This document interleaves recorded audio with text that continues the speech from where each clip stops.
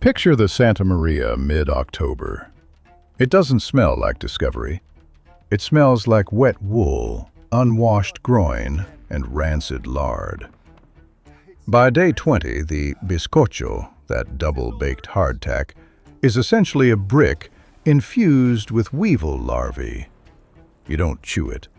You soak it in vinegar wine that burns your throat like a bad breakup. Wait, no, it's worse. The weevils have these tiny black heads. They're crunchy, a little nutty if you've lost your mind.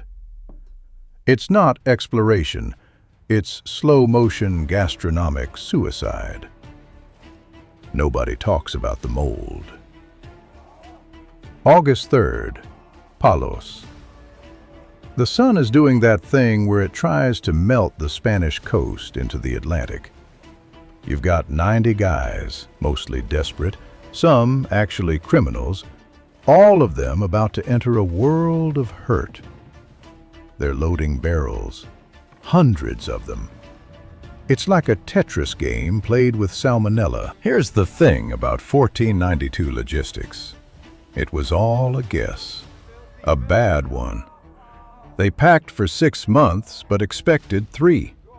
Columbus, that stubborn, map-obsessed Italian, knew navigation, sure. But did he know that humidity eats fiber? Probably not. The hold of a caravel is basically a giant floating petri dish. It's dark, it's damp, the temperature fluctuates like a fever dream. They didn't have cans, they had wood. Porous, leaky, breathing wood. Every barrel of carne de vaca, or salted pork, was a ticking clock. And the salt? It wasn't the fancy pink Himalayan stuff. It was coarse, gray, and bitter, used to chemically mummify the meat until it had the texture of an old boot. Archaeologists have found these manifests. It's just lists of stuff that's destined to rot. Imagine the bottom of the boat. No, wait, don't imagine it. It's too gross. It's where the bilge water sits, a cocktail of seawater, rat urine, and spilled wine. That's the atmosphere your dinner's aging in.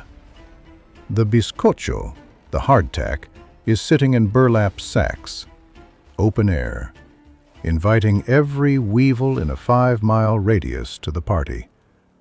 It's not just food, it's a liability. By the time they hit the Sargasso Sea, the water in the casks is already changing. It's not clear anymore. It's viscous. It has a body. And I don't mean that in a wine-tasting way. I mean it's growing things that shouldn't have a pulse. It's 1492. There are no refrigerators. Just hope. And hope tastes like brine and moldy wheat. It's a logistical nightmare wrapped in a death warrant.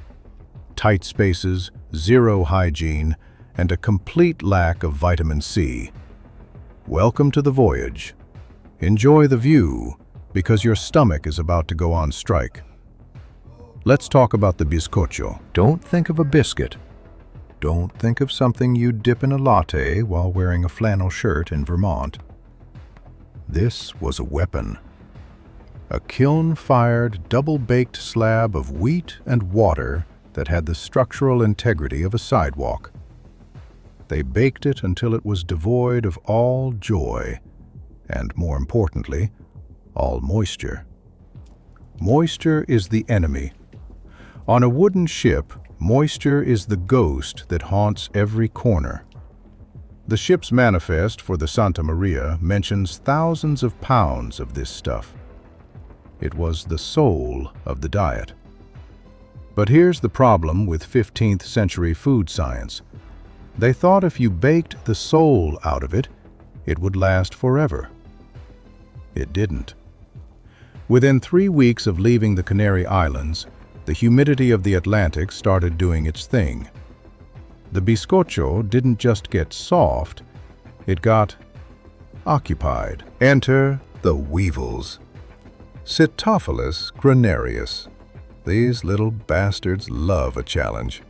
They'd burrow into the center of the biscuit, lay eggs, and turn your dinner into a nursery. Sailors would wait until dark to eat, so they wouldn't have to see the larvae wiggling between their teeth. Or they'd tap the biscuit on the table, thump, thump, thump, waiting for the bugs to scramble out. If you didn't hear the tapping, you weren't a veteran. You were just eating extra protein. Is that a technical term? Extra protein? No, it was a nightmare. And the smell, God, the smell. Imagine a basement that hasn't been opened since 1974. Mix that with the scent of wet, rotting cardboard and the salt crust of a sweaty mule. That's the aroma of a 1492 pantry. Moving on to the carne de vaca, salted beef. This wasn't jerky. This was salazón. To preserve meat back then, you didn't just sprinkle some salt on it. You mummified it. You packed it into oak barrels with layers of coarse, unrefined sea salt until the chemical reaction literally sucked every molecule of water out of the muscle fibers. By the time a sailor pulled a hunk of beef out of a barrel in mid-September, it was a gray, crystalline rock. How do you eat a rock? You don't. You soak it. They had these big tubs called steep tubs. They'd tie the meat to a rope and dangle it overboard into the ocean, hoping the seawater would leach out the excess salt. Think about that logic for a second. You're using salt water to get the salt out of your food.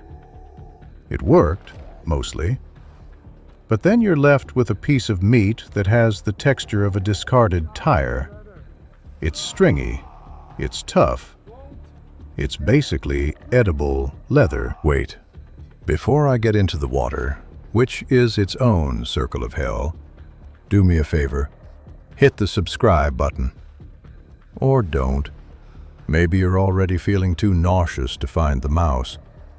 But if you want more of this historical grime, it helps. Usually. Anyway, the water. A caravel like the Pinta or the Nina carried its water in pipas, large wooden casks. In 1492, they didn't have charcoal filters. They didn't have UV lights. They had wood and whatever bacteria lived in the well back in Spain. Within 2 weeks, the water in those barrels started to rope. That's a real term. It becomes viscous. It develops a slime layer on top that looks like a jellyfish. Why? Because the wood tannins leach into the water, reacting with the algae and the heat of the hold. It turns yellow, then brown.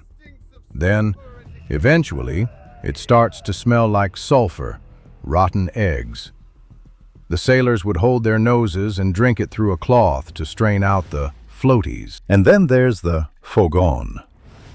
This is the only place you could actually cook. It wasn't a kitchen. It was a wooden box filled with sand sitting on the deck. You'd light a fire on top of the sand. If the weather was bad, no fire. No fire means no hot food. It means you're eating your salt beef raw and your bizcocho dry, while the Atlantic tries to throw you into the horizon. Archaeologists digging through 15th century shipwrecks, like the ones found off the coast of Florida or in the Caribbean, constantly find these olive jars. They weren't just for olives. They held oil, vinegar, and honey. The vinegar was the MVP. It was the only thing that could cut through the taste of rot. They'd pour vinegar on everything. It was a disinfectant for the soul. But vinegar can't fix scurvy. Columbus and his crew didn't know what a vitamin C was. They just knew that after a month, their gums started to swell. Their teeth got loose. Old scars they'd had for 10 years, would literally unheal and start bleeding again. Because scurvy isn't just being tired. It's your body losing the ability to produce collagen. You literally start to come apart at the seams. They had chickpeas, they had lentils, they had some garlic, but they cooked the life out of them in those communal pots. One big copper cauldron. Everyone got a wooden bowl, a wooden spoon, and a prayer. If you lost your spoon, you used your fingers. Hygiene was a foreign concept. There was no soap. There was only the brine. The reality of 1492 wasn't a grand banquet of discovery. It was a slow-motion collapse of the human digestive system. You were constantly thirsty because of the salt, but the water made you want to vomit. You were starving, but the food required a hammer to break. You were a walking, talking, biological experiment. And the worst part? The wine went first. The wine always turned to vinegar by the second month. Once the wine was gone, the morale didn't just drop, it fell off a cliff. Because in 1492, being drunk was the only way to forget that you were eating a bug-infested brick in the middle of a dark, wet, terrifyingly empty ocean. It's a miracle they landed at all. Honestly, if I had to eat that bizcocho for 60 days, I would have turned the ship around by day 4. Or just jumped. The sharks probably had better snacks. Then it snaps. Not the mast, you. It's the smell. It's not just rot anymore. It's a physical weight. Ammonia. Wet dog. The stench of ancient fermented sweat trapped in oak. October 1492. The Atlantic is a desert. You're staring at a piece of salt beef that's been curing in a barrel since May. It's gray. It has the texture of a radial tire. You hit it against the deck to knock out the weevils. They scatter like tiny black nightmares, but you don't catch them all. You never do. One guy, some teenager from Palos who should be home chasing girls, starts laughing. Not a good laugh, a "I'm about to jump" laugh. He's looking at his gums in a shard of mirror. They're purple, swollen like overripe grapes. He touches a molar. It doesn't even resist, it just slides out. No blood, just a wet thud on the wood. This is the turn. The moment the glory of exploration dies in your throat. You aren't a conqueror. You're a biological casualty. The bizcocho is gone. Well, the part that resembles food is gone. What's left in the bottom of the sack is a fine powder made of flour, sawdust, and insect feces. You eat it anyway. You mix it with the bilge water because the freshwater barrels are now a thriving ecosystem for green slime. You're eating the slime. You're drinking the slime. My God, the thirst. Imagine eating a handful of dry salt and then standing in a sauna for 3 weeks. Your skin starts to crack. Your old wounds, they unknit. That knife fight in a Seville tavern 5 years ago, the scar just unzips. Your body is literally deleting itself because it has no vitamin C to hold the cells together. You are a dissolving man. Then you see the birds. But you don't think land. You think meat. You think blood. You'd drink the hot blood of a seagull just to feel something that isn't brine. It's a frenzy. A slow, lethargic, starving frenzy. This isn't a textbook chapter.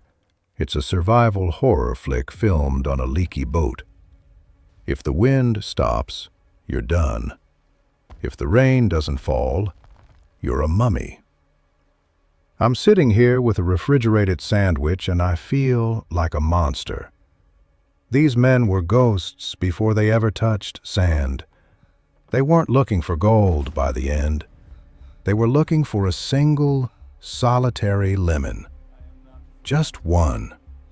For the love of God, just one piece of fruit. Which of these ingredients would you find hardest to swallow? The sawdust? The bug feces? The literal, pulsing green slime? Drop a comment before you lose your appetite completely. If you're morbid enough to want more of this, hit subscribe and share this around. Let's make everyone miserable together. Seriously, go eat an orange today. A big one. Just because you actually have the choice. Stay messy. I'm going to go stare at my fridge and apologize to it.